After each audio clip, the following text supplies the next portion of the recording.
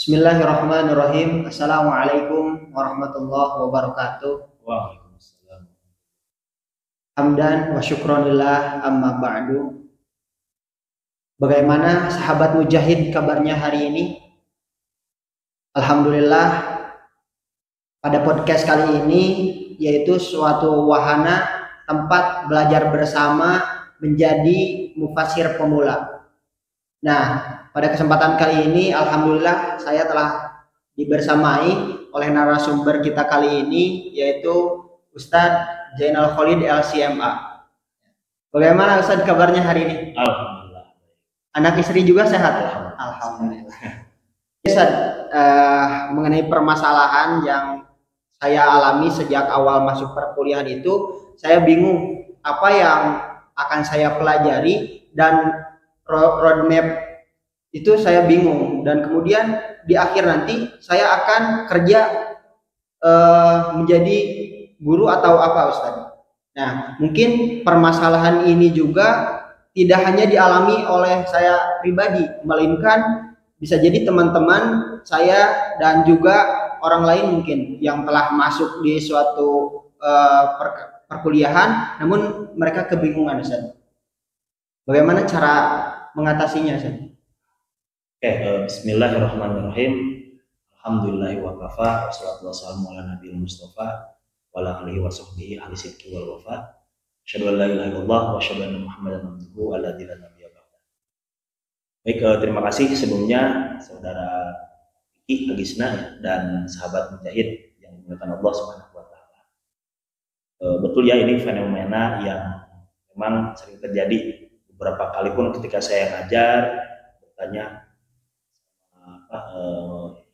teman-teman yang belajar bersama saya, tidak sedikit ketika belajar dimanapun itu, di tingkatan SMA dan di tingkatan kuliah pun kadang terjadi bahwa mereka tidak tahu bagaimana roadmap pembelajarannya seperti apa, termasuk nanti kedepannya akan menjadi apa gitu.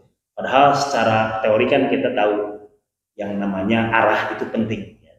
Jadi sukses itu bukan tentang seberapa cepat, seberapa giat kita menuju pada kesuksesan itu. Terkadang arah lebih penting daripada kecepatan. Maka memahami roadmap, memahami tentang tujuan pembelajaran kita, itu suatu hal yang sangat penting. Sehingga itu akan membantu, mempermudah ya, dan memperjelas langkah kita kemana. Termasuk ketika belajar di program studi ilmu Al-Quran dan tafsir. Nah, kalau saya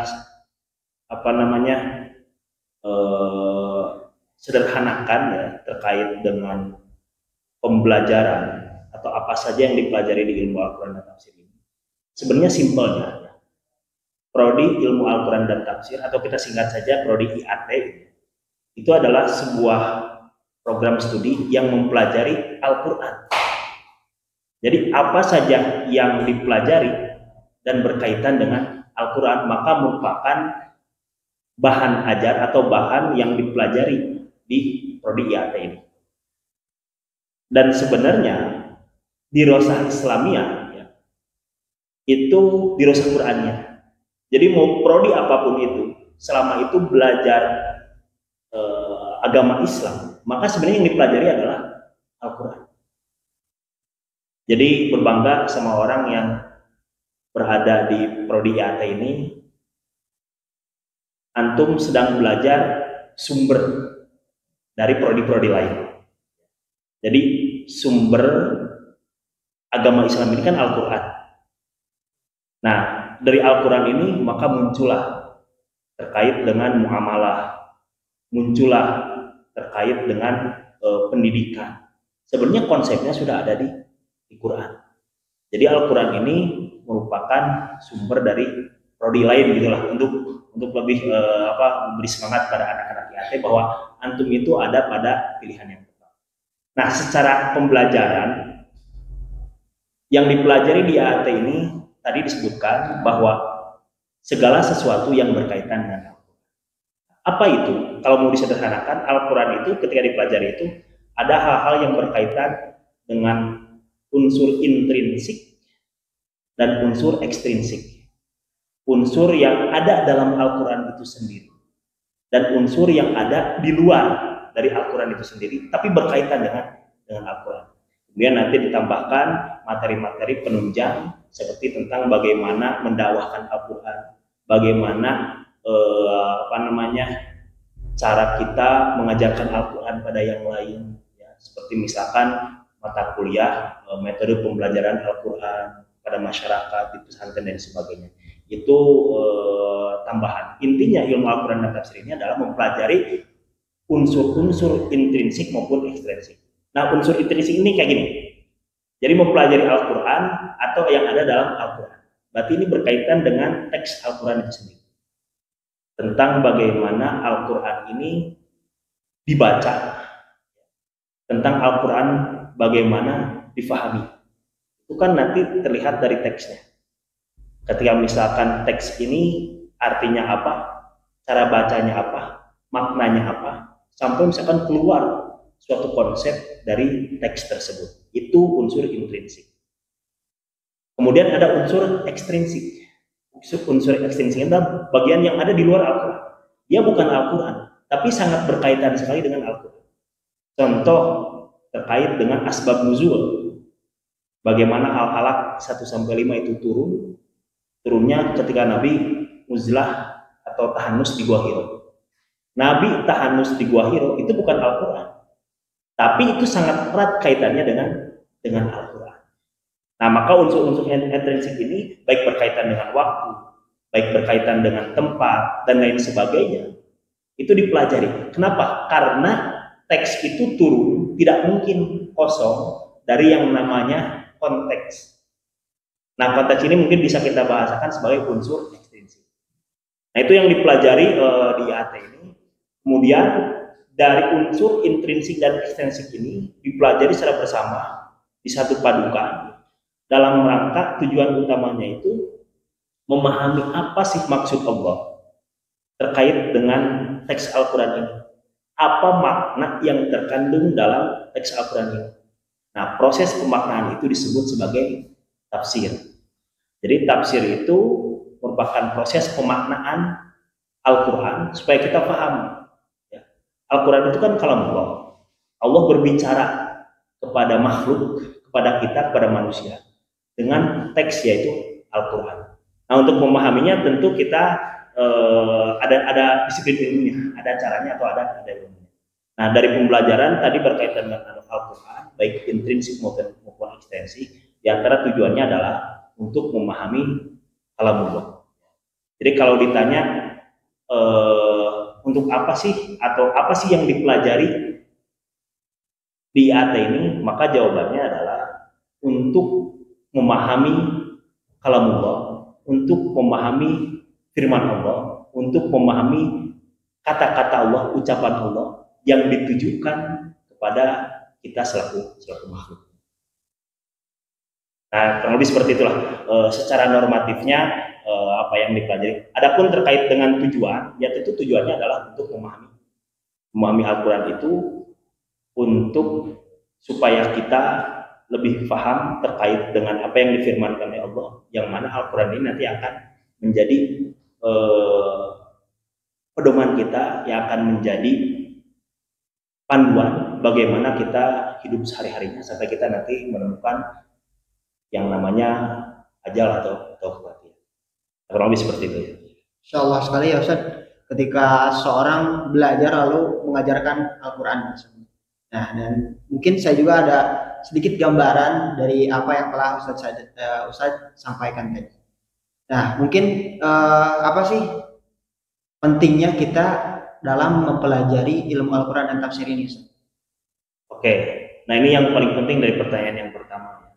Kalau pertanyaan yang pertama itu tentang apa sih yang dipelajari, kemudian endingnya seperti apa, maka ini yang akan menjadi motivasi, sekaligus yang akan menjadi energi, yang akan menjadi kekuatan supaya nanti kita semangat dalam mempelajari ilmu Al-Quran dan tafsir ini.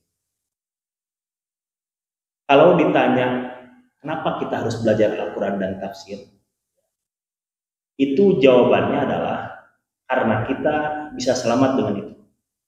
Dalam artian Allah sudah menjelaskan bahwa Allah menurunkan suatu panduan, Allah menurunkan suatu pedoman yang mana pedoman ini sangat lengkap untuk kita pahami dan tentu untuk kita laksanakan.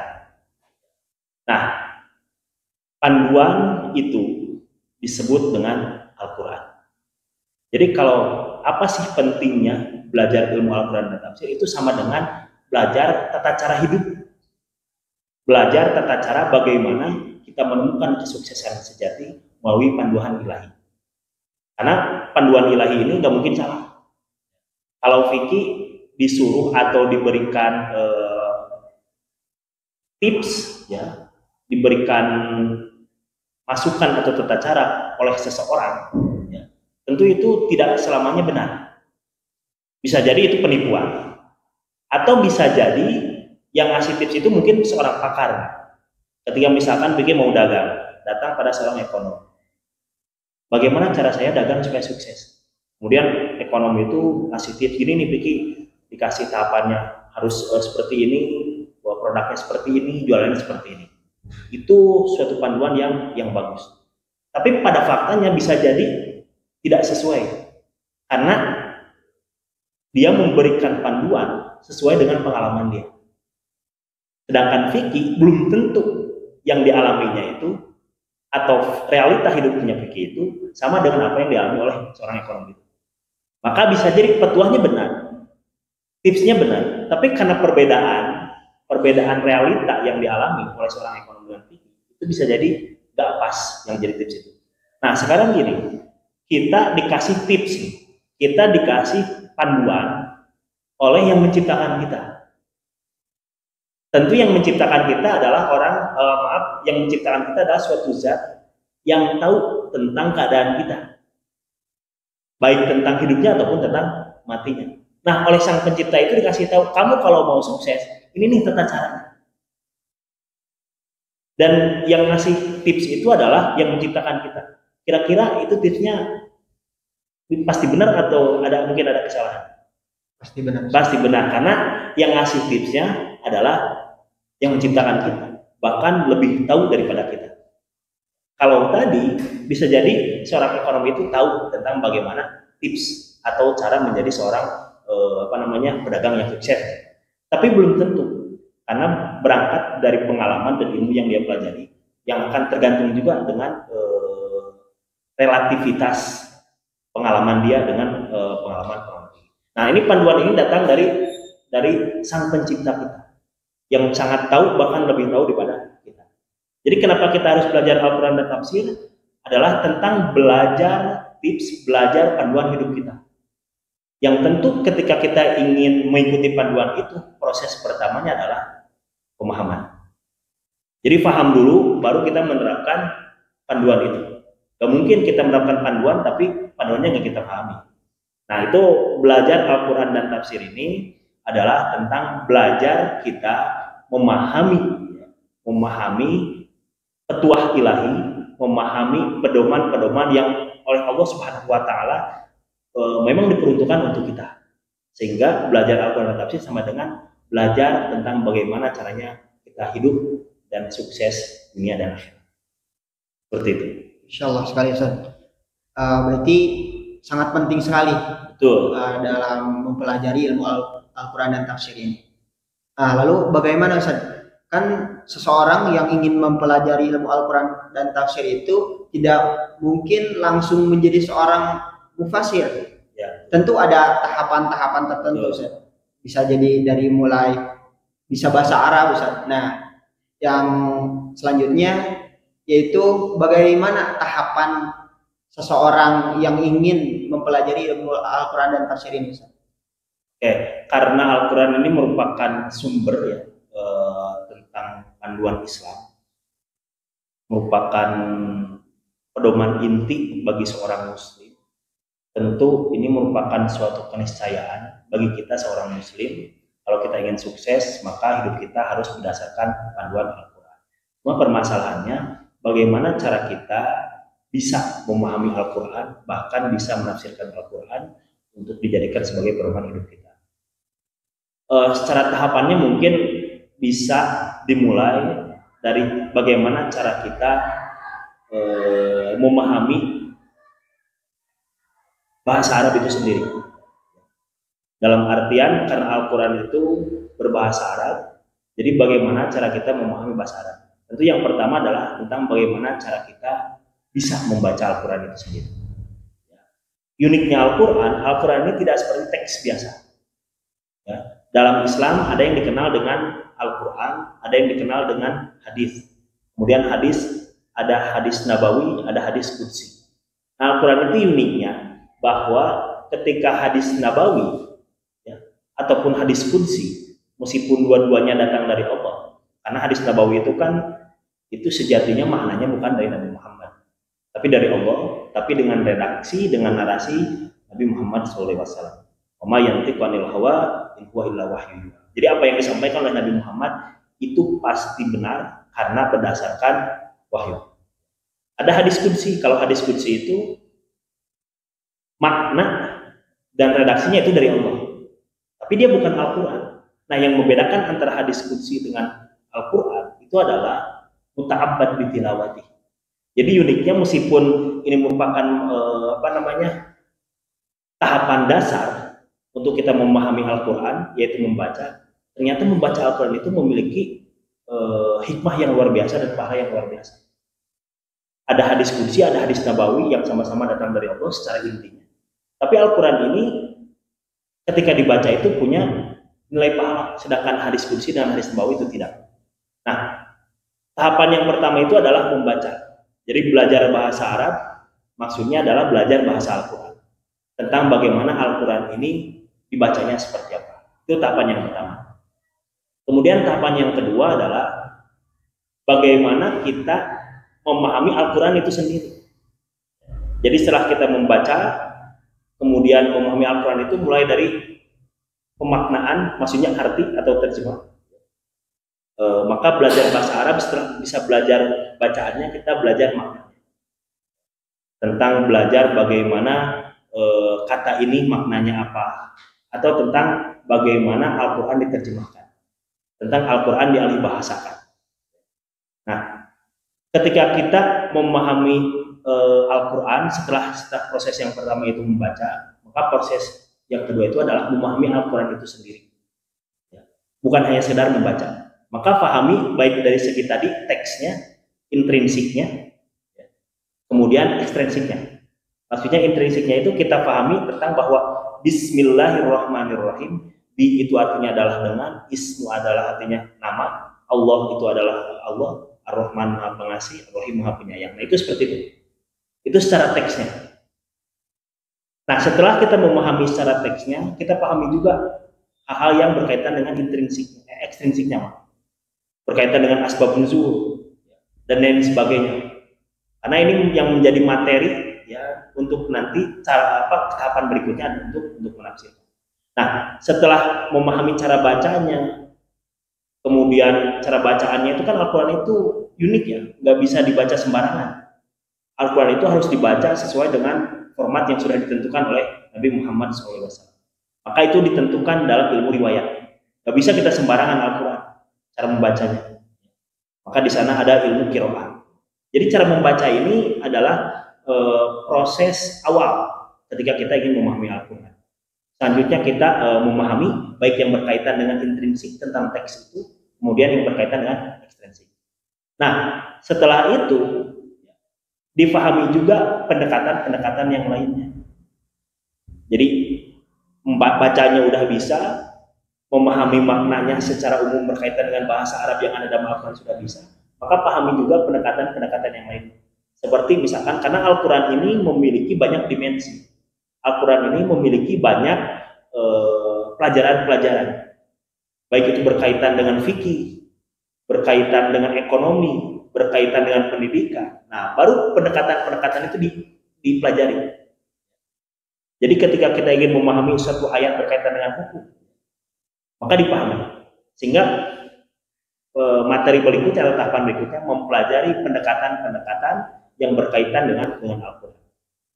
Ketika kita memahami suatu ayat tentang fikih, maka pelajaran fikih itu menjadi suatu kemestian. Ketika memahami tentang pendidikan, maka pendekatan pendidikan itu jadi suatu kemestian. Nah, kalau itu sudah ada, tahapan pertama itu membaca, tahapan kedua itu adalah ulumul Quran, disebut ulumul Quran. Tahapan ketiga itu adalah pendekatan. Nah, itu tuh kalau digabungkan, itu salah satu tahapan yang disebut dengan ilmu tafsir. Kemudian nanti ada namanya metode penafsiran, tentang bagaimana cara menafsirkan, tentang bagaimana pilar-pilar atau kaidah-kaidah dalam menafsirkan Al-Quran. Baca yang benar, kemudian pahami ya yang benar secara bahasa. Kemudian gunakan pendekatan yang lain dan jangan lupa mainkan itu semua dalam pilar-pilar ilmu tafsir. Jadi tahapannya ada, kemudian aturannya ada. Nah, kurang lebih seperti itulah tahapan supaya kita dapat memahami Al-Quran sampai mungkin pada satu idealnya kita bisa menjadi mufasir pemula tadi.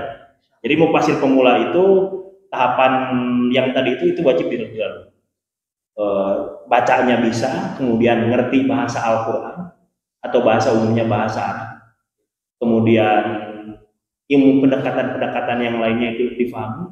Karena ketika kita berbicara atau ketika kita ingin memahami terkait dengan fikih misalkan, seperti misalkan waqimus sholat, perintah tentang sholat. Tapi kalau kita tidak punya pendekatan ilmu fikihnya, ya udah kita hanya bisa memahami dirikanlah sholat.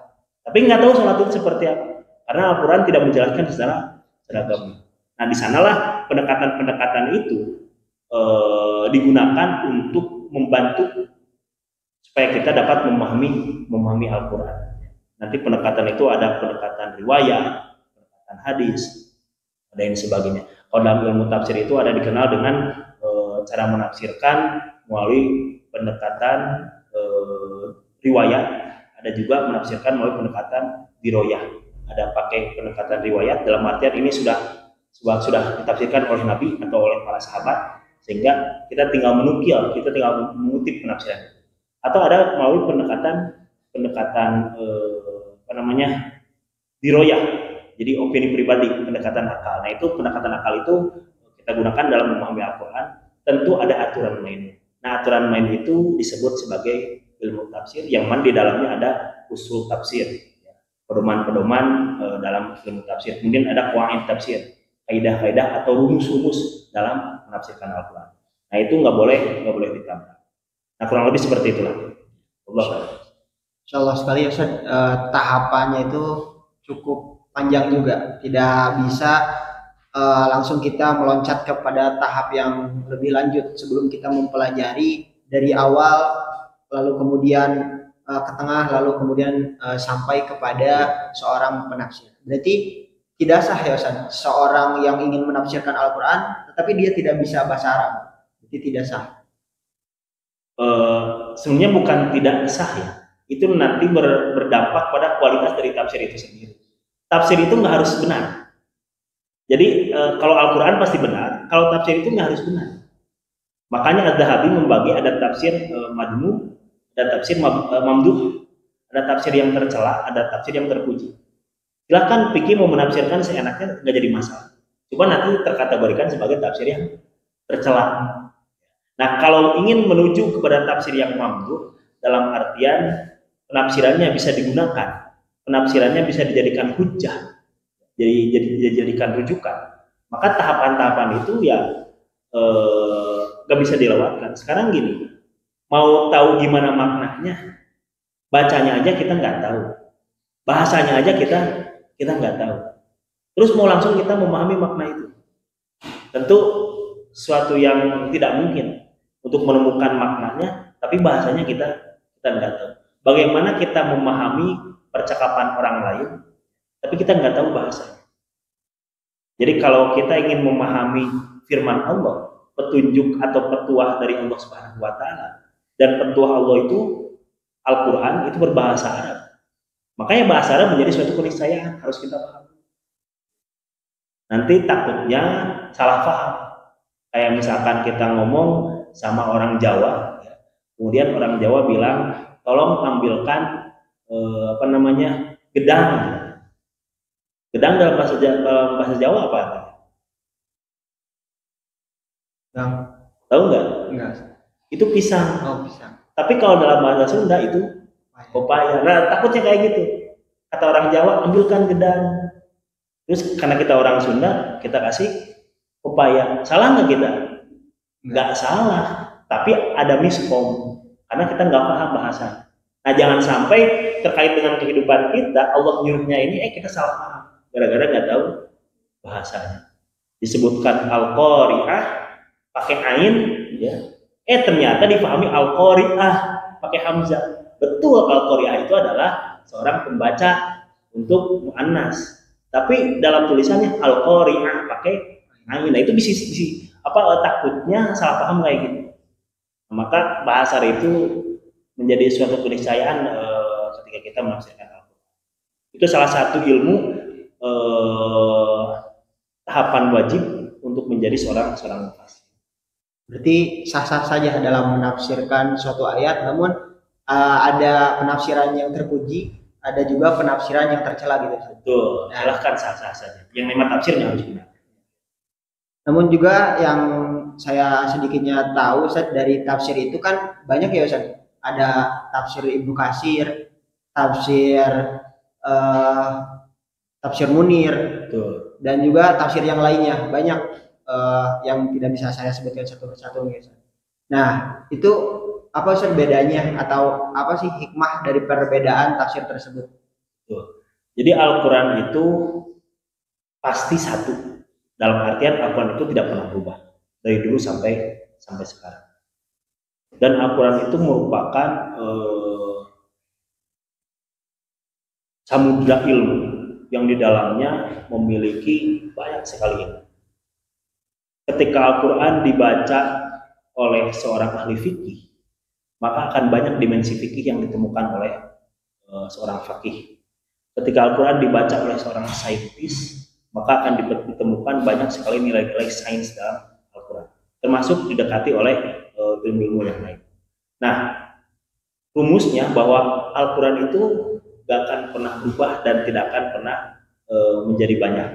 Tapi tafsir itu justru dituntut untuk berubah, dan konsekuensinya pasti akan banyak macamnya. Terlebih tafsir itu kan suatu proses pemaknaan Al-Quran biqadri taqatil basyariyah, sesuai dengan kadar kemampuan manusia. Yang namanya kadar kemampuan manusia itu kan beragam, ya. Kullu maqam maqal, ya. Semua orang itu punya kapasitasnya masing-masing. Al-Qurannya satu, tapi dilihat oleh orang-orang yang berbeda, oleh kacamata yang berbeda. Nah, hal inilah yang menjadikan tafsir itu beragam. Lahirlah tafsir dengan pendekatan riwayat, seperti misalkan At-Tabari, Ibnu Katsir. Lahir tafsir menggunakan opini pribadi, seperti misalkan Ar-Razi. Lahir tafsir melalui pendekatan tasawuf, seperti tafsirnya Al-Qusairi, Abdul Qadir Al-Jilani, dan sebagainya. Lahir tafsir dengan pendekatan ilmi sains, seperti tafsirnya Maurice Bucaille.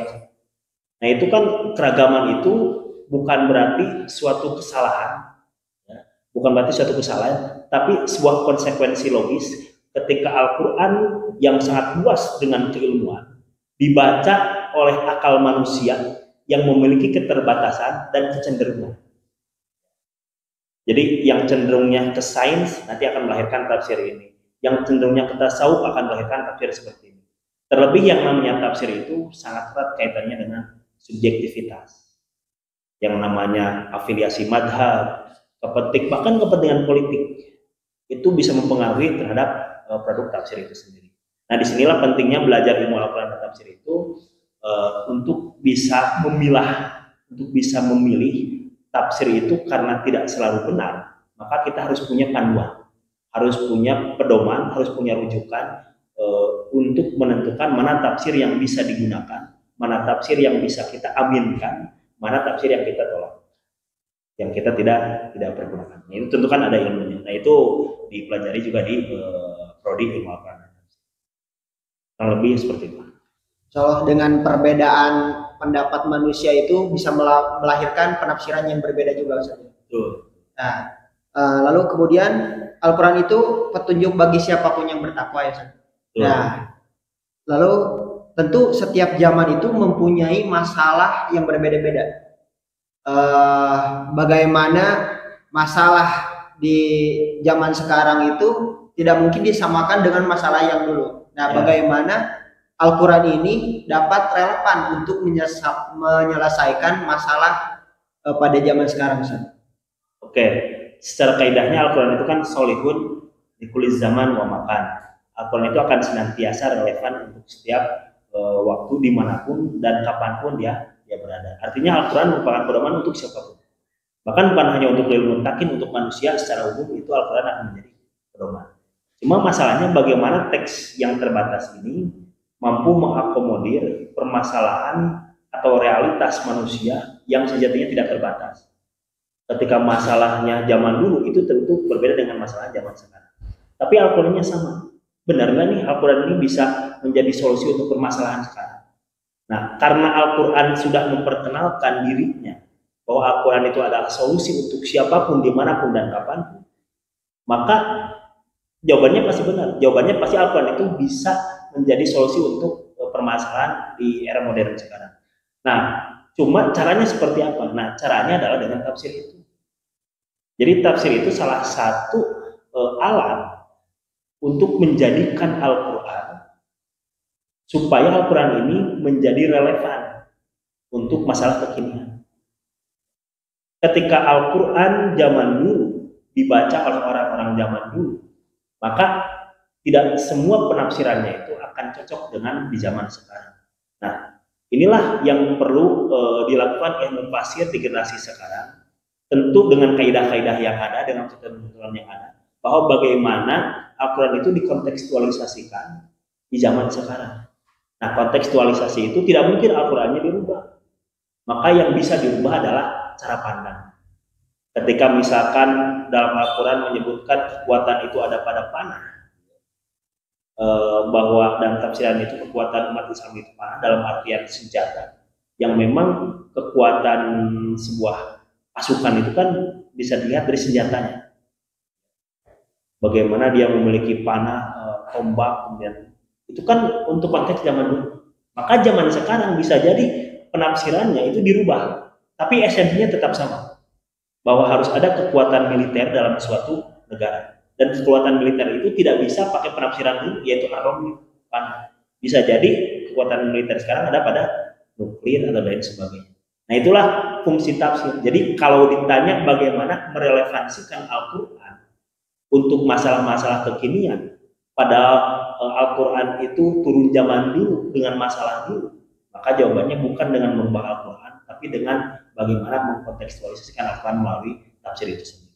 Tentu penafsiran yang direlevansikan dengan kondisi sekarang dan tetap berpegang teguh pada kaidah-kaidah. Kurang lebih seperti itu. Baik. Lalu kemudian Ustaz, dalam menafsirkan Al-Quran itu kan ada yang sulit, ada yang mudah. Apa yang menjadikan sulit dalam menafsirkan Al-Quran? Yang sulit dalam menafsirkan Al-Quran itu relatif ya sebenarnya. Dalam artian relatif sini bagi orang Arab mungkinnya bahasa itu tidak jadi kesulitan buat mereka. Ya. Tapi buat kita mahasiswa IAT yang ada di IAI Persis Garut ini, bisa jadi salah satu kesulitannya adalah apa namanya bahasa Arab itu. Tapi secara umum yang paling sulit dalam menafsirkan Al-Quran itu adalah tentang bagaimana kita memantaskan menjadi pribadi yang mampu memahami Al-Quran dan mampu mengamalkan Al-Quran. Saya kira ini nggak bisa diukur oleh seorang mahasiswa atau dosen atau siapapun. Karena Al-Quran ini sangat unik dan dia akan hinggap, dia akan bersemayam di tempat yang dia pilih. Jadi kalau antum bisa baca Quran, apalagi hafal Quran, paham dengan Al-Quran, dan mengamalkan Al-Quran, maka itu adalah suatu nikmat yang luar biasa. Dan tentu itu tidak akan dimiliki kecuali bagi orang yang pantas. Maka kesulitannya adalah tentang bagaimana memantaskan kita supaya kita hatinya terkait terus dengan Al-Quran, supaya Al-Quran betul-betul mau kita pelajari, mau kita pahami. Dan sejatinya la ilma lana illa ma 'allamtana. Maka poinnya adalah tentang yang paling sulit itu kan semuanya itu kalau kita usahakan nggak ada yang sulit sebenarnya. Terkait bahasa Arab asal kita belajar. Tapi seberapa pantas kita terkait dengan Al-Quran ini, itu yang saya kira kalau bisa dianggap sulit, yang paling sulit adalah itu. Karena kalau sudah pantas, semua akan terasa mudah. Tapi kalau belum pantas, ya semua akan menjadi sulit.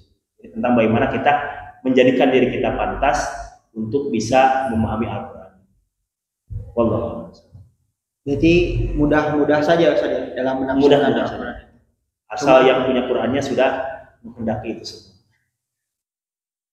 Berarti bagaimana cara kita memantaskan diri agar kita pantas bersama Al-Quran. Baik. Mungkin menuju pertanyaan yang terakhir, Ustaz. Boleh disebutkan satu kalimat ajakan yang bisa menjadi penyemangat untuk adik-adik calon mahasiswa di luar sana agar memilih prodi ilmu Al-Quran dan tafsir di kampus kita ini, Ustaz? Oke, sebenarnya kalau terkait dengan pilihan ya itu bukan sesuatu yang bisa dipaksakan. Tapi kalau berkaitan dengan belajar Al-Quran itu justru bukan pilihan. Mungkin ini adalah alternatif untuk memahami Al-Quran. Di sini ya alternatif. Saya tidak katakan ini yang terbaik, tapi ini alternatif. Karena terbaik itu nanti relatif. Tapi saya akan sampaikan terkait dengan suatu kebutuhan. Dan ini bukan pilihan. Bahwa mempelajari Al-Quran adalah bukan suatu pilihan, tapi suatu kebutuhan. Kalau antum atau kalau kalian ya sahabat-sahabat mujahid ingin sukses dunia akhirat, maka belajar Al-Quran. Pelajarilah Al-Quran, pahami Al-Quran, kemudian amalkan Al-Quran. Bahkan untuk tahapan lebih tingginya, perjuangkan Al-Quran. Nah itu saja mungkin. Wallahu a'lam bishawab. Insyaallah sekali ya Ustaz. Terima kasih banyak atas penjelasan yang panjang lebar dan mungkin membuka wawasan sahabat mujahid sekalian dalam mengenal lebih jauh lagi tentang program studi ilmu Al-Quran tafsir ini. Terima kasih sudah menyimak podcast ini. Sampai jumpa di episode selanjutnya. Assalamualaikum warahmatullahi wabarakatuh. Waalaikumsalam.